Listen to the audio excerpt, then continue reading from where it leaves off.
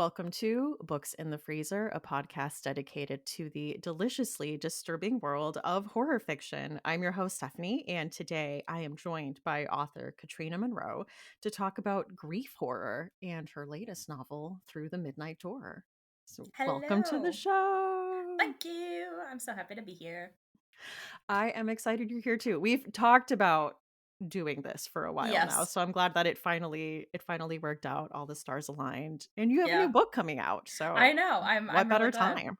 Yeah, no, we've been like ships in the night, just waving, We saw each other at StirkerCon when it was in Pittsburgh, and like someday we'll do it. reaching out. Oh, I've just missed you. It's fine. Right. Cool. It's cool. We're good. So tell us about Through the Midnight Door. Yeah, so Through the Midnight Door is my third book in what I've started calling my triangle of trauma, because that is what I tend to write about. But it is what I've been calling kind of my love song to sisters. It's about these three sisters, Meg, Esther, and Claire, and an event in their childhood that leads to this destruction of their relationship and how they have to come back together again. They enter this house. It's not really, they don't think it's haunted. It's just one of those rundown places. Blacklick, Ohio, where I base it, is similar to Gary, Indiana, where there's, just not a lot of people, not a lot of, the economy, not a lot of anything. Everyone's kind of moved on and they have nothing better to do but explore abandoned properties. So they go into this house and they find these keys and these doors that shouldn't exist in this house, but they go inside anyway because wouldn't you? I don't think anybody would. And they see these Yeah. horrific things that they don't talk about. And it ends up splitting them up when they were once close. And then one of them comes back to the house and ends up dead. And then the other two have to simultaneously figure out what's happened to their sister, but also work on this tumultuous relationship that hasn't been the same since they were kids. So it's very layered, it's very heavy, but it is probably my favorite that I've written because of that reason. I do love the description of it, a triangle of trauma. Yeah. Yeah, I didn't even think about it that way until I had finished it, and I felt kind of like an exorcism, like it all just kind of Mhm. like it was done in a way. I don't know if the universe just kind of aligned it that way. The They Drown Our Daughters, my first book, was a lot about mom trauma, where I have a tumultuous relationship with my mother. And then Graveyard of Lost Children is about postpartum depression, which was a big part of my life as well. And then this one is about my sisters, who I am very close to now, but weren't at one point. Um, so, yeah, once it was done, I go, oh, I feel better. This was the therapy. Yes, it really was, because therapy is expensive. That's why I write books. It is. Um, no, it is. Trust me. So yeah, this is a sister story. This book is dedicated to your sisters. Where are you in the birth order? Are you eldest, um, middle? yeah, I am the eldest of six siblings, actually. 6. hmm Yeah, it's me, and then I have two brothers between me and my sisters, and then my sisters are fraternal twins, and then we have a younger brother as well. Do you, like Meg, feel that you don't fit the eldest daughter stereotype, or are you a eldest daughter? It's a little of both. I mean, growing up, I was definitely the eldest daughter. I've still got some of that eldest daughter syndrome, but I am the only of my siblings that does not live in Florida anymore. So my sister Allison has kind of taken on those eldest sister duties because she's around, and I feel bad for having passed the mantle, but at the same time, I'm much happier. Yeah. It is nice to pass the mantle sometimes. I'm also the eldest of 3, and I do feel like I have a lot of eldest daughter vibes, but I think I'm much more of a type B, like, peacemaker personality, whereas, like, I think my sister is, like, more of a take charge person, and she's the middle child. Yeah, yeah, I find that to be like a middle child situation. Allison, who's she's almost smack in the middle, so I feel like she's kind of always had that. She's also Yeah. a Taurus, so Mm. that'll do it. Yeah. I love that. But yeah, one thing I did love about Through the Midnight Door is that it really deals with this generational trauma. And as you mentioned in the synopsis, like they go through this, they each see something different and they don't talk about it and they let it fracture their relationship. And we kind of see that echoed through other relationships where people don't want to talk about things and then there are repercussions to that. Right. Yeah, yeah, and it's something that I think about quite often, as far as, one, they all essentially experience the same thing, but they all see and remember different things, and I find that's where a lot of, resentment can come into play, especially if you're all holding on to, something that either something bad that has happened or something that you're angry about, and you never talk about it. So then Mhm. you get to, your this point in adulthood where you're all upset, but you all remember the same thing differently, Yeah. and then you get mad at each other because you're all wrong and I'm right, and it just becomes this like perfect storm of awful. And I thought, what is more horrifying than something like that? Like I really wanted to, you know really play that up and give it a kind of external Mhm. representation with the darkness. So hopefully it came across, but it was. And I thought you did that very Thank you, well. thank you. Yeah, I definitely did. Have you had that happen with your siblings where you're talking about a memory and everyone remembers it Oh completely yeah. different? Oh yeah, all the time. It's really interesting. Once in a while I will go back to Florida and we'll have all the siblings get together and we all talk about um things that we experienced or something that we're someone will bring up a memory and everyone goes, "No, it didn't happen that way." And it just bounces around between all of us. It's hilarious but also kind of scary when you're like, "We would be the worst witnesses for like a murder." It would I be think about bad. that all the time, probably much more than a normal person thinks about it. I think because I have like such bad visual memory where I'm like, I have a fear that I will be the sole witness to a crime.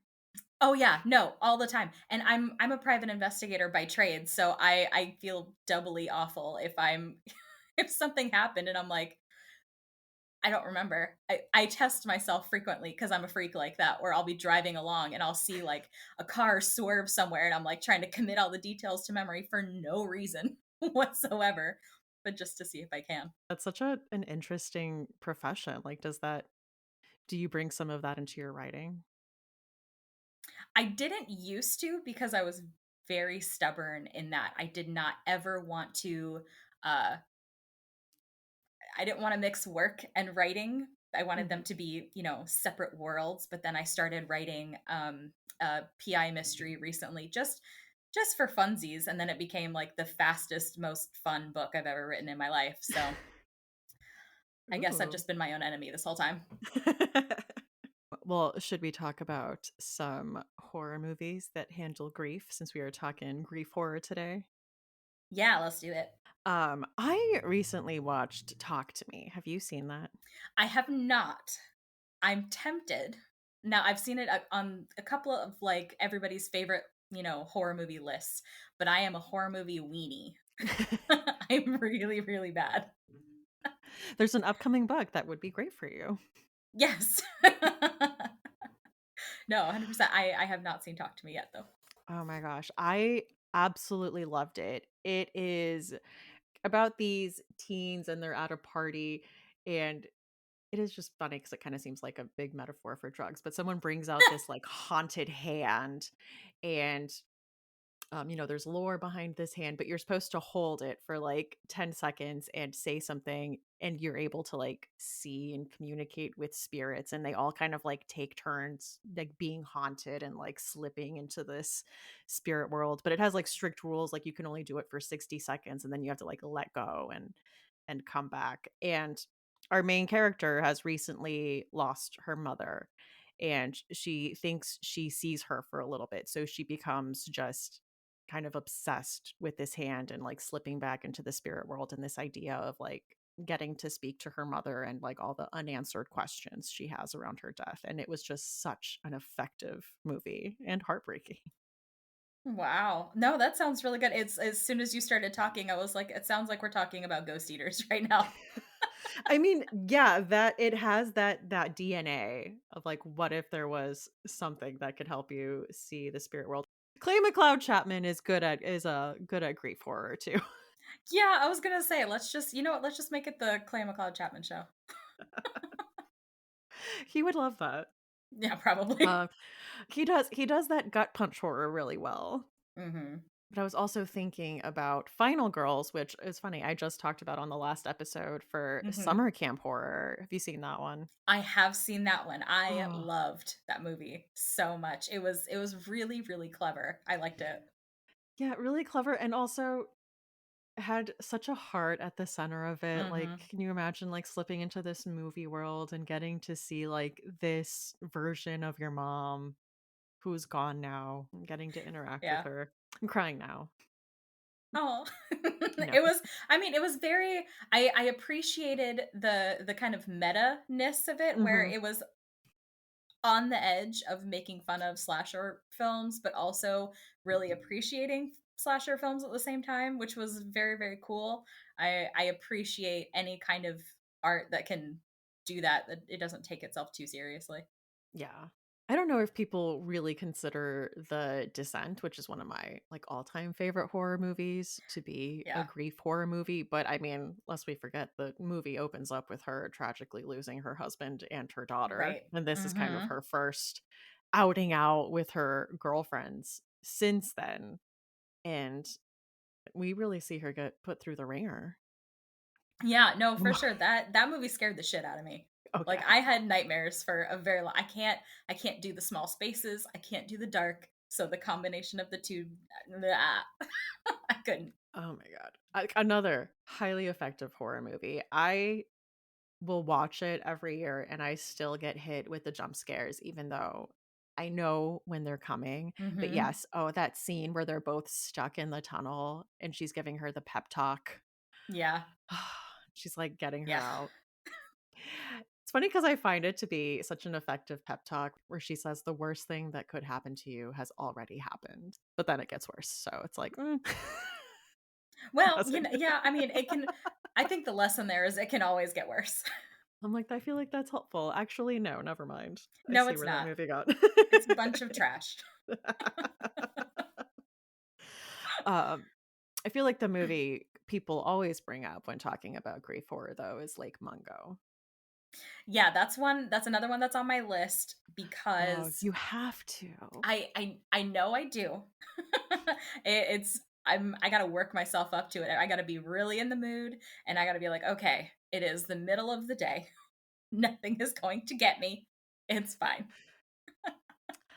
I will say I don't feel like it's a movie with a lot of jump scares. Yeah, There's maybe like one or two closer to the end, but it's a little slower of a yeah. film. Okay, well that's more my speed then. I'll bump that up on the list then. I mean, also Pet Cemetery. Well, yes, obviously. Pet Cemetery is great. Pet Cemetery is one of those that I went in um overly confident in my ability to not be scared The book or because the I was like, movie?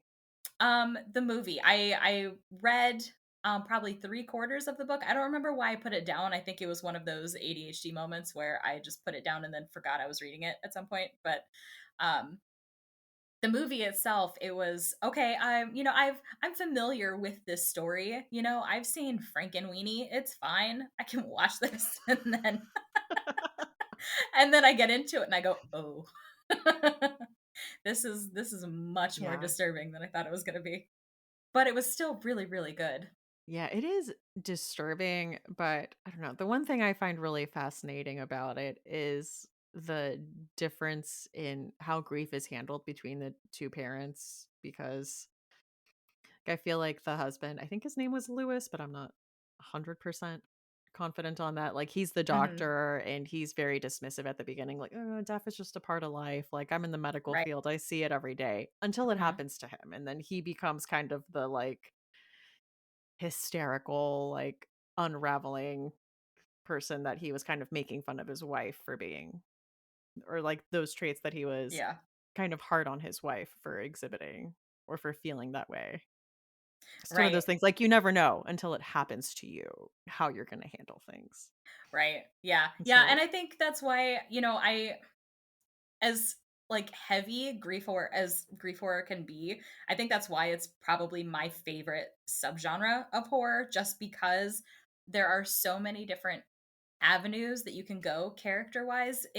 It's I don't want to say fun to play with, but it is fun to play with in a way where it's grief is one of those things where you have no idea how you're going to react no. until it happens, and everybody's reaction is so starkly different, and even someone you love or someone you care about standing next to you is going to react so differently. It makes for a really interesting story. It takes that layer on top of what is just it's scary, but it's also like hard hitting too. Yeah, absolutely. And, I mean, I think the situations you can play with within horror, like, what if you were able to see someone you lost? I mean, we see this with a lot of, like, seance horror, like what Mhm. or, things that are adjacent to that, like a Ghost Eaters, like a Talk to Me, Mhm. or even like a Final Girls. Like, yeah, what if you were able to communicate like one last time? And that's something that you can play with within the horror genre that I think is really interesting. But also, like, is it really them? Mm, Right. Yeah, no, and I mean, that was a nice little segue into what I have on my list for the Night yeah, House. That was perfect. tell us. Yeah. That was perfect. So yeah, I the Night House is one of those that it's another movie that scared the tits off me, but I loved it so deeply because I I I don't know, if I get lost in the skill of the storytelling, it doesn't scare me as much, so I gravitate toward those kind of movies. But The Night House, it was really great because you don't see it very often that when you have a person grieving and you present them with this opportunity to see or speak with their loved one last time, and you have a situation where maybe it's not them, maybe it's a demon, but Mhm. the character is so determined to believe that it's them that they will put themselves in horrifying, dangerous positions, and they don't care Yeah. because they're so lost in their belief, they're so lost in their grief, and you watch it like a train wreck. You know Mhm. it's coming, but it's hard not to look away, or it's hard to look away. It's I don't know. I'm really bad at talking about it because I loved it so much, but I loved the fact that we got to see this woman just exist within herself and make decisions based on her grief alone, and not necessarily based on the people that were around her telling her what to do and how to feel. And she didn't have any outside influence. She just had her own grief. She was stuck in it, and we were stuck in it with her, which I loved. Yeah. And her grief was not linear, it was messy. There was a lot of times where she was angry at her Right. husband, and Mhm. you're watching it and you're like, "I don't know, is it maybe it's a little deserved." Yeah. And you kind of just Yeah, see. maybe a little bit. Yeah. Yeah, so it's And yeah, and her grief kind of, like you're saying, it kind of evolves throughout the story, yeah. throughout the movie, which is very, very cool. My other pick was The Haunting of Bly Manor, and I know Mm. that we are all obsessed with Mike Flanagan. Every single one of us would die for him probably. Um, but ironically, as very obviously influenced by The Haunting of Hill House, that Through the Midnight Door is, The Haunting of Bly Manor is my favorite of all the Really? Flaniverse. It really is. Number one, because of the lesbian rep, made me so happy, so happy. But also because of, um, again, because of how like internal this grief was for our main Yeah. character. We didn't necessarily know that she was grieving and that the grief was part of her guilt, and they were kind of like wrapped up together. And I liked the way that that kind of unraveled as the story went on. I thought the visuals were really stunning. I thought her relationship with the gardener was beautiful. I Mhm. loved that we ended with a little bit of grief. That was amazing.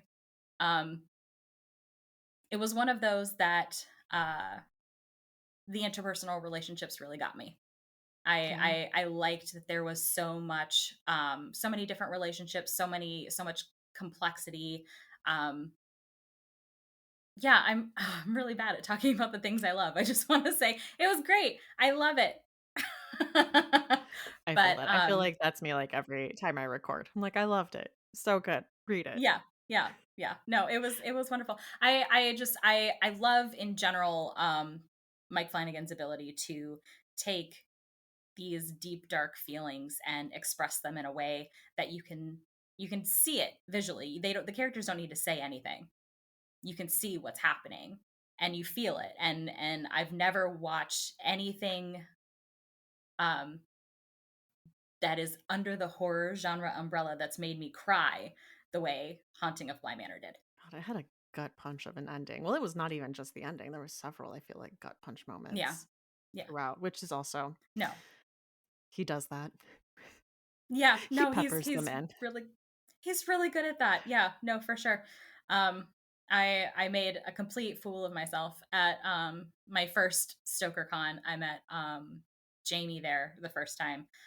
We were talking very briefly about They Drown Our Daughters, and I just stopped mid sentence and started like crying and gushing about Bly Manor. Because they were credited as a writer on that one, and I just, Yeah. yeah, humiliated myself. It's all good. Feelings are good. We are all, well, Yeah. Flanistans, right? Yes. Yes, deeply so. What was that? Did he make like a TikTok or a reel where he had like a cup of lesbian tears and he's like, "This is what I look for when I'm with." No, I never I didn't see that, but that's amazing. Oh, wow. So he knows. Through the Midnight Door kind of reminded me, like very vaguely, very adjacently, of the second season of that sci-fi show Channel Zero. Did you watch any of those?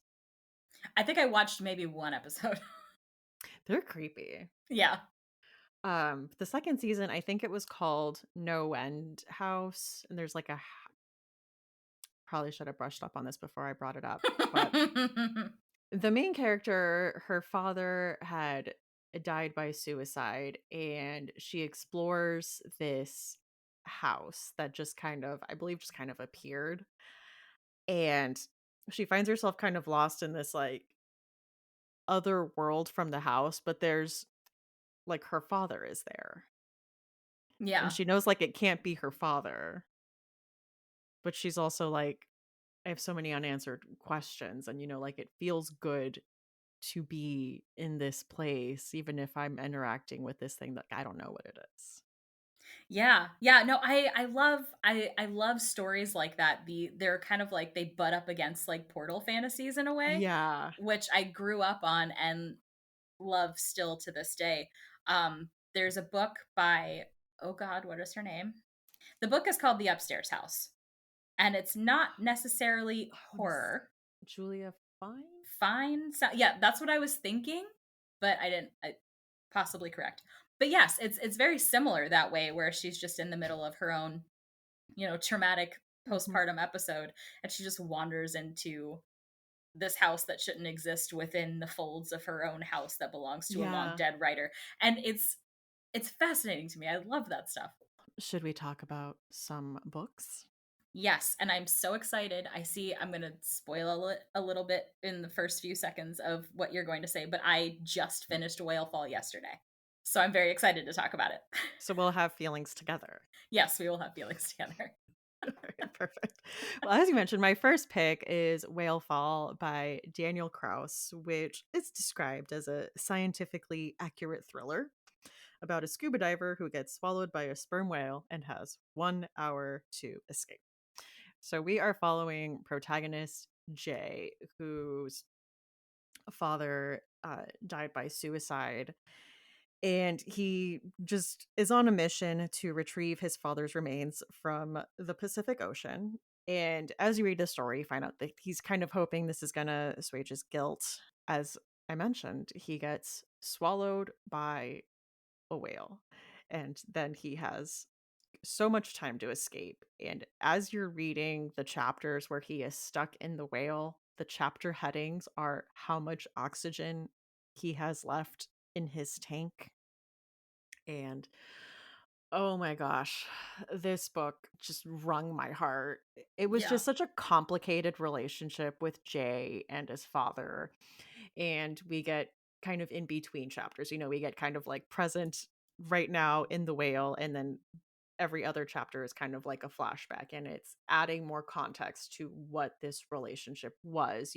What is his relationship with diving because of his father, and what happened to them? Why are they estranged? You get all this context for what he's going through, and I could not believe this book.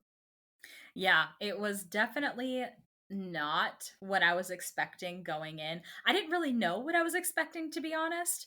Yeah. But I ap- I appreciated the the the flashback chapters, especially because of how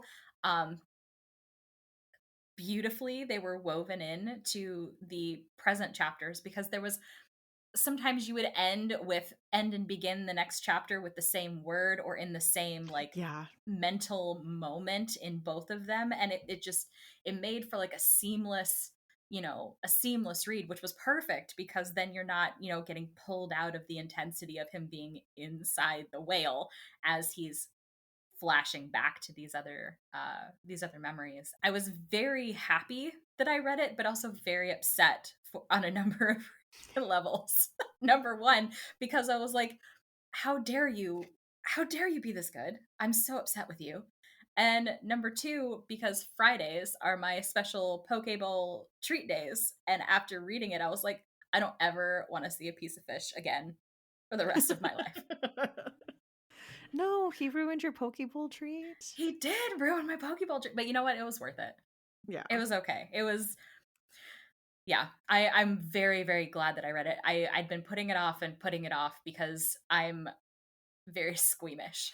So I knew it was going to affect me, but it was one of those books where I was disgusted and then crying and then grossed out and then I love stories with complicated characters and complicated dynamics, and Jay's father was a very complicated, Mhm. prickly figure, and I just really appreciated that because you still have to navigate grief towards people when you're still trying to figure out what they were to you and how you felt about them, you know?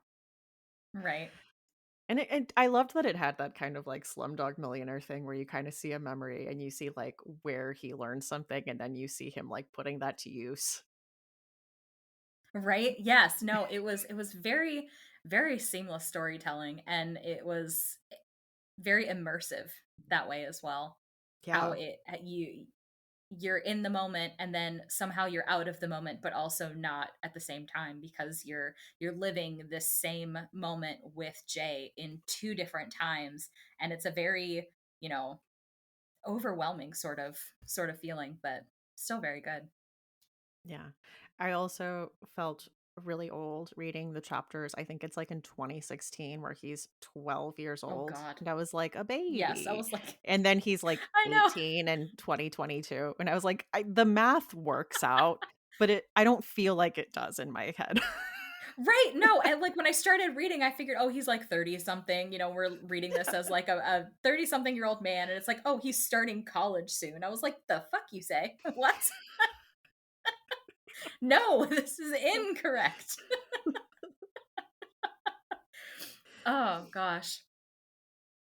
But I think that kind of, like, lended a little bit of a little bit of something to his character as well, like, how Yeah, just old impulsive, he seemed. not fully Mhm. thinking things through. That Yeah. that frontal lobe is not developed.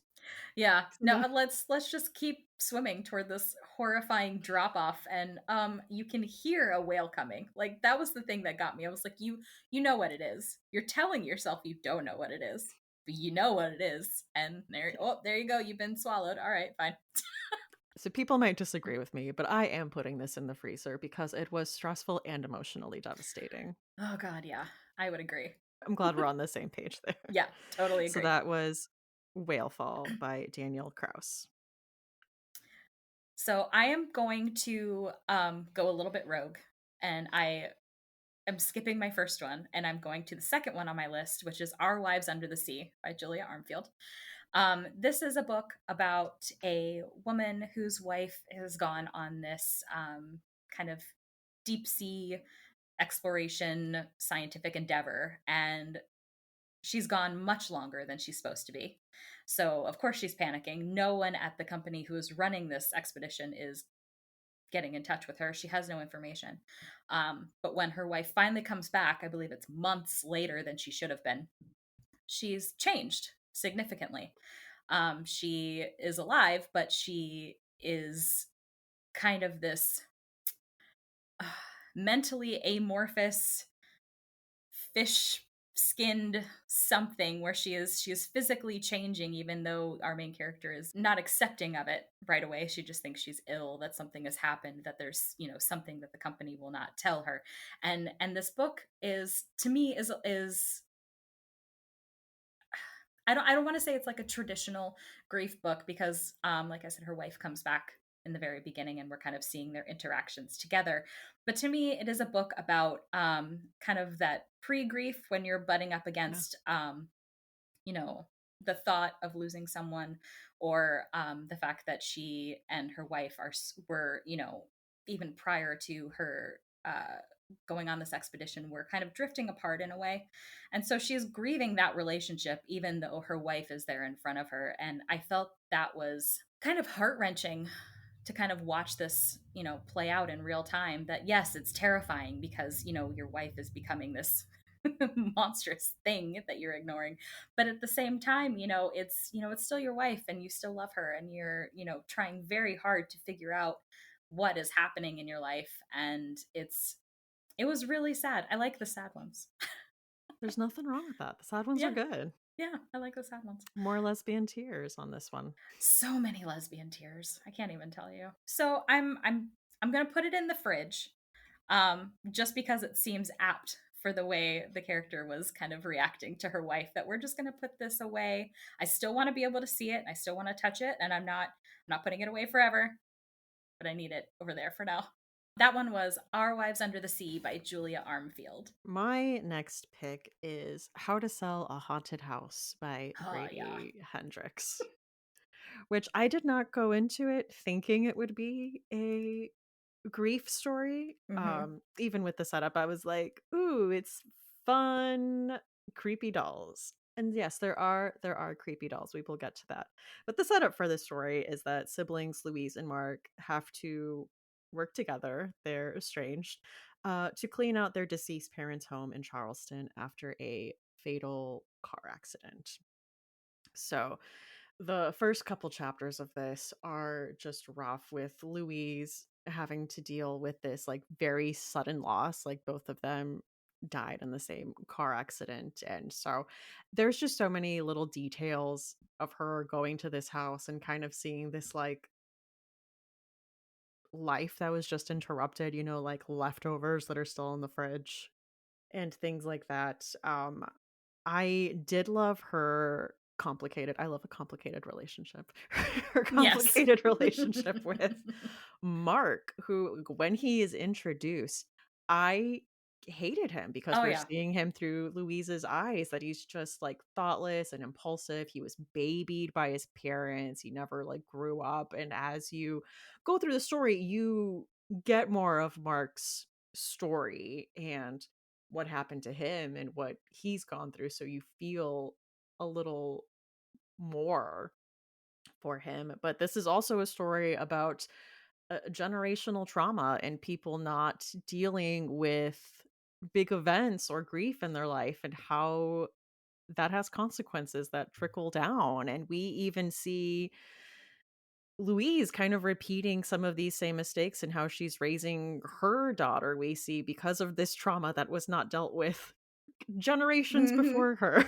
And then even Yes. with her own issues, and it's a cycle. It just keeps repeating itself until you have someone that wants to face it and put an end to it, which goes well with Through the Midnight Door. Yeah, no, I it's I The triangle of trauma, man. Yeah. It's breaking the cycles, so many cycles. Yeah. Well, this is also, yeah, like, sibling issues and having tough conversations. Mhm. But with that Grady Hendrix humor, like, there was a scene that had me laughing where they're embracing and they both think that they're comforting the other person.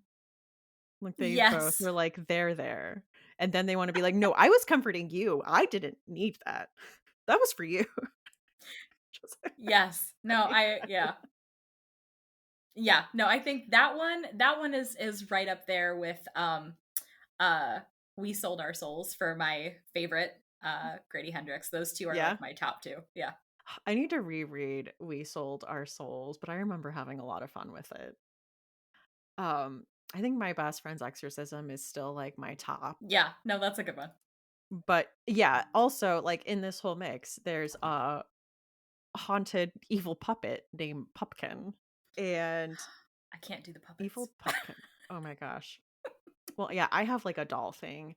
Oh, Mhm. yeah, and then, like, their mom was, like, a puppeteer for a church service, so their house is just, like, full of dolls and puppets. I'm like, "Absolutely not. No, thank Yeah. you."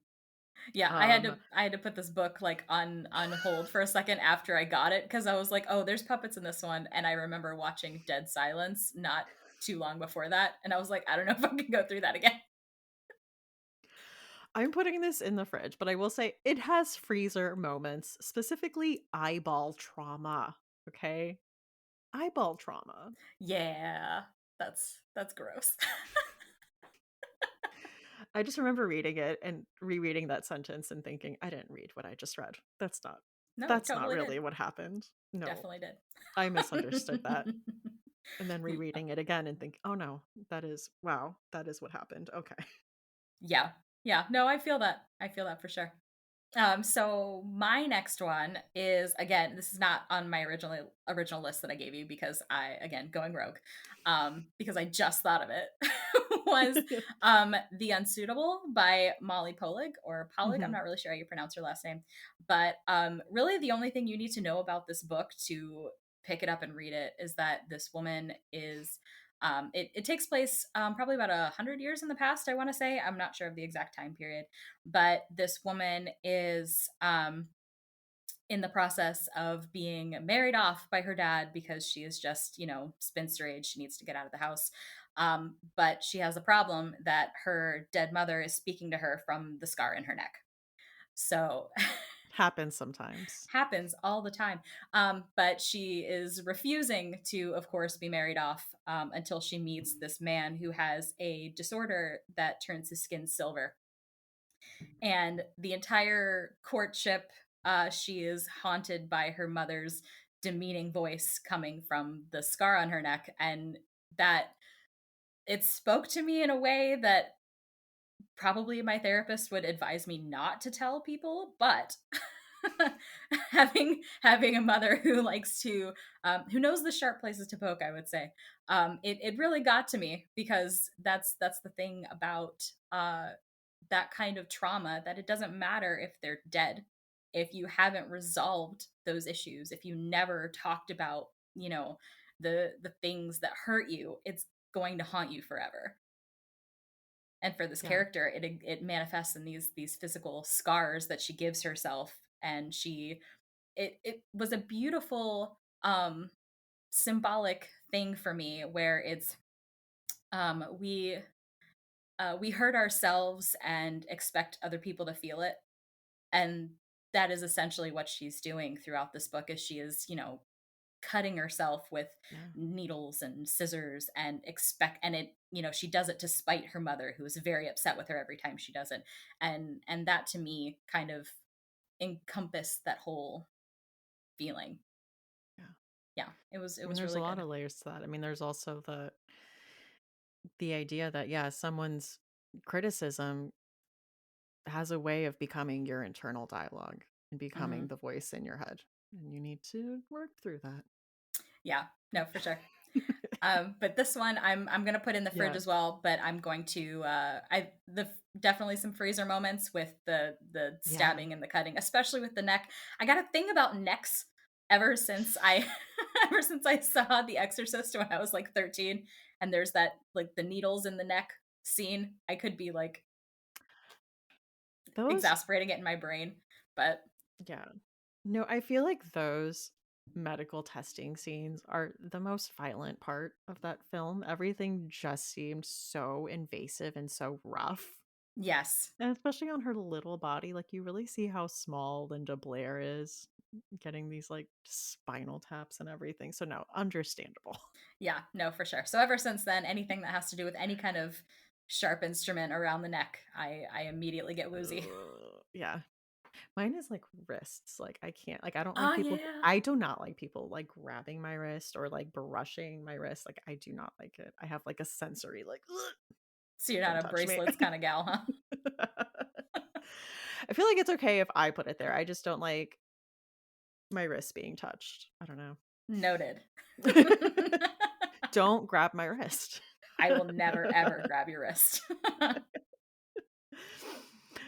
All right. My final pick is Ling Hoon by uh I Jang, and this, I believe she won a Stoker. No, she did. She won a Stoker for best novella on this one. Mhm. But this is about a town named Home, which is exclusive, highly sought after community where the dead live again as spirits conjured by a grieving population. And we follow Wenki's family, who was able to secure a house in this home neighborhood after the death of her brother, who was very much this golden child.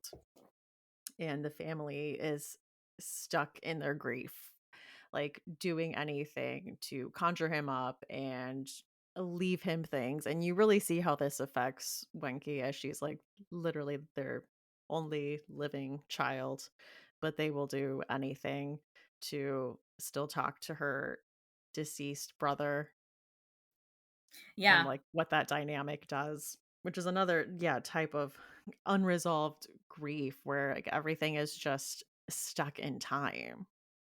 And with these spirits, like you need to like put in work into conjuring them, and you're supposed to like interact with them a lot, but it's like if you're still purposefully putting yourself in the past, like you can never move through this. Yeah. Yeah, and that is something that I really enjoy seeing explored in grief fiction like this, where it's you're so obsessed with the dead that you forget the living. Yeah, this had a lot of layers going on.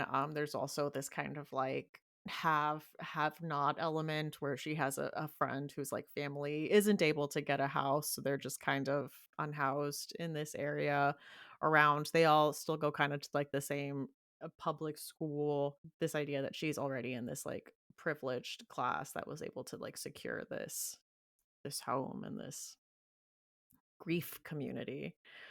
Yeah. Um it was just very interesting. I really liked the device that was used for that, and it was frustrating and heart-wrenching. As grief horrors want Yeah, to be. yeah.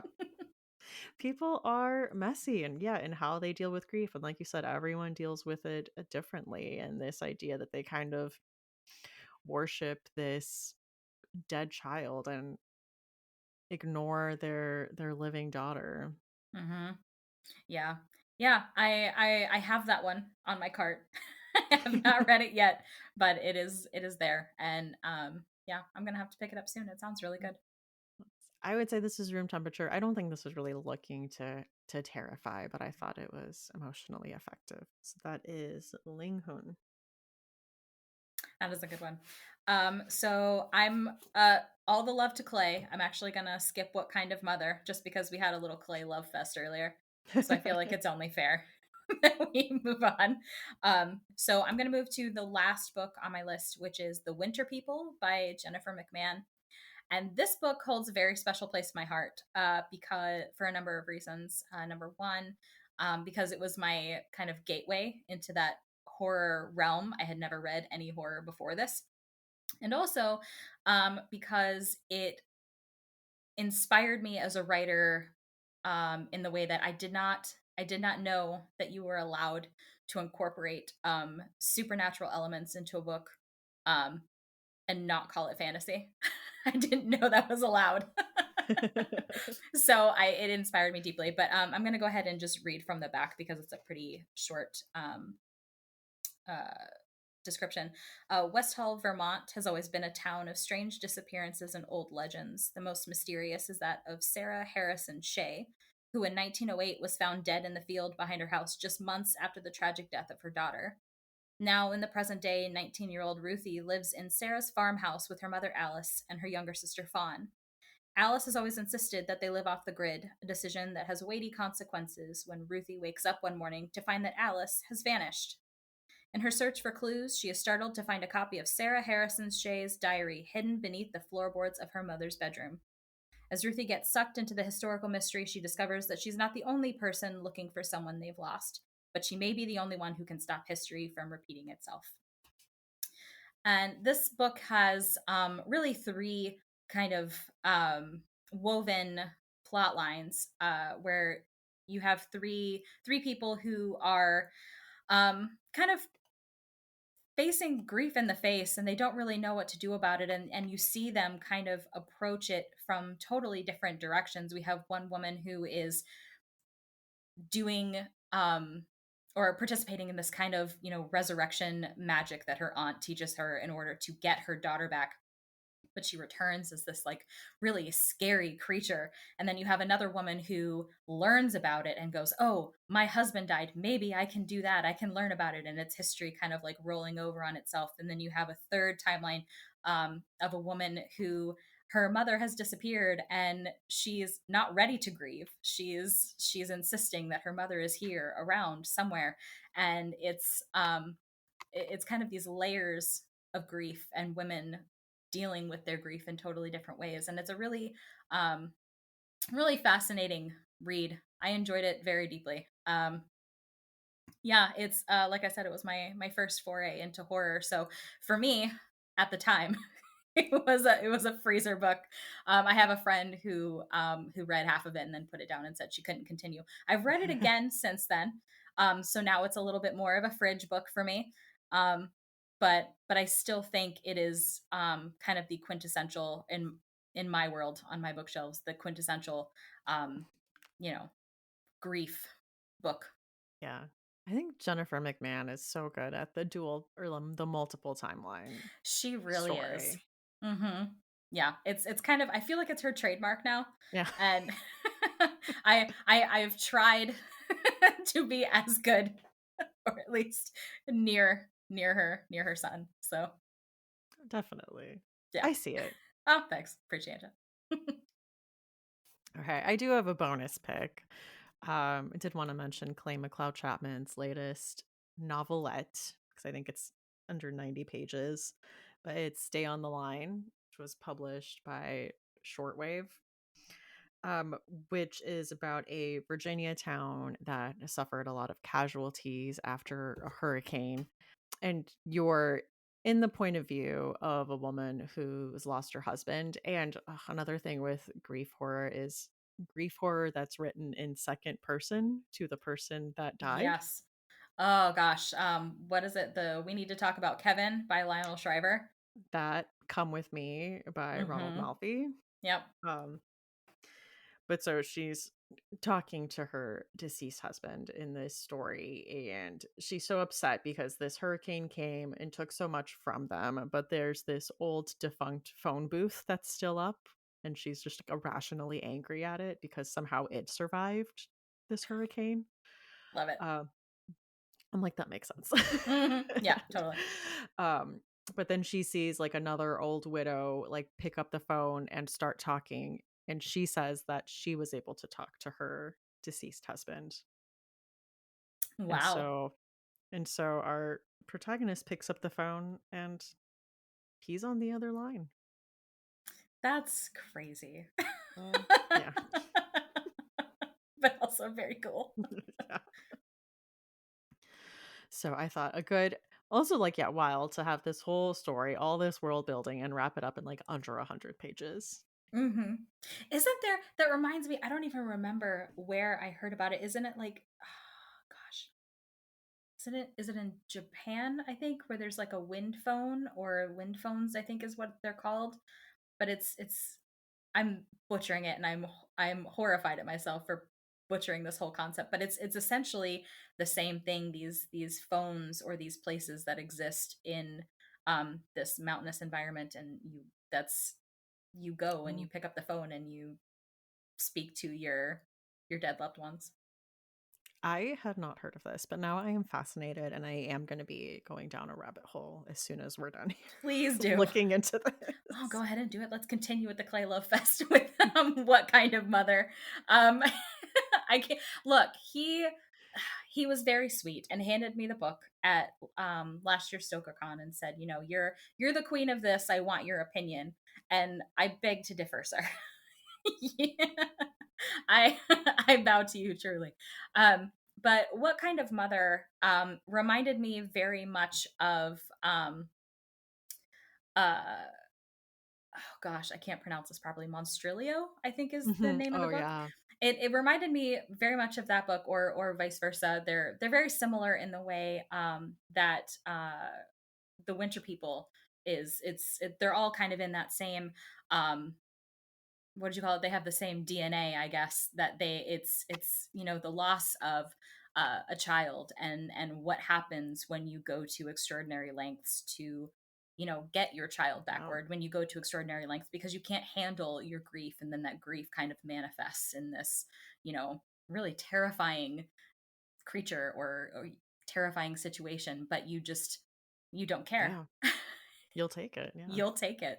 And I thought it was really well done in the case of what kind of mother, um, kind of being put in this mother's head, and how she was, going through these motions, and it was really beautiful. It was very scary and kind of gross in some places, but it was also very, very beautiful. Yeah. Yeah, I deeply enjoyed that one. That one I'm gonna put in the fridge too. Again, just because it was gross in some It was a places. it was a big WTF book. Yeah, What's going on? yeah, it was, but also, like, being someone who grew up by the ocean, I'm originally from Florida, so I love the water horror stuff. As much as it grosses me out, it feels like home in a weird way.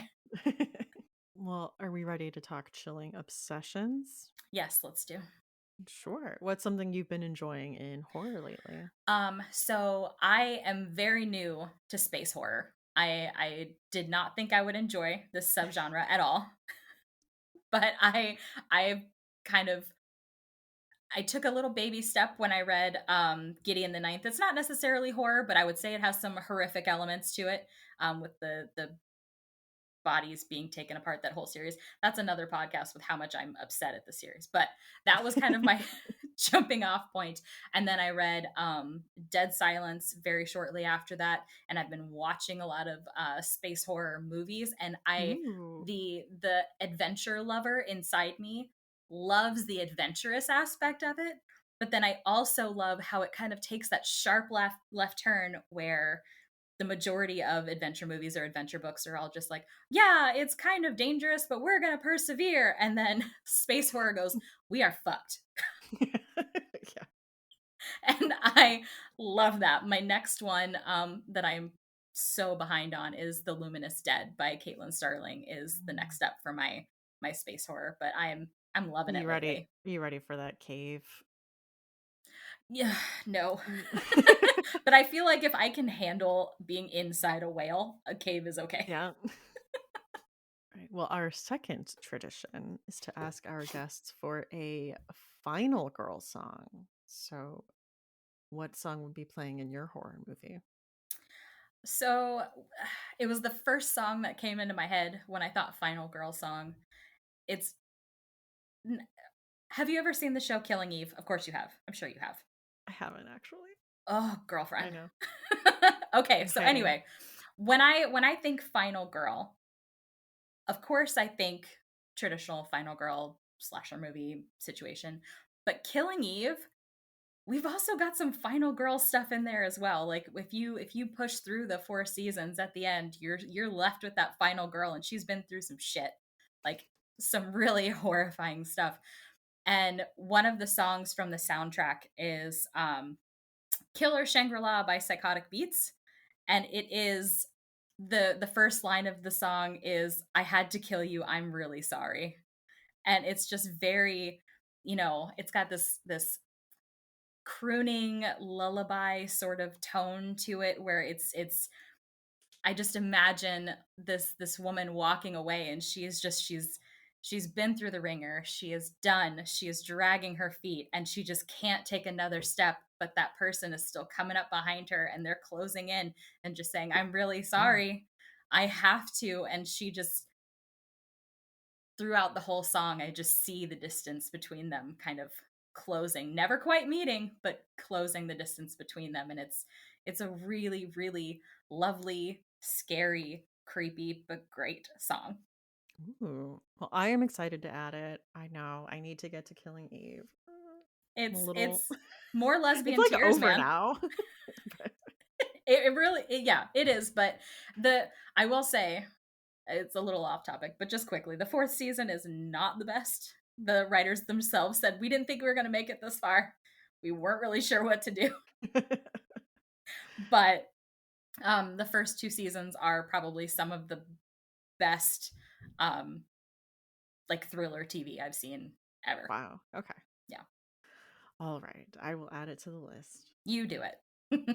Right. Well, thank you so much for coming on here and chatting grief horror with me.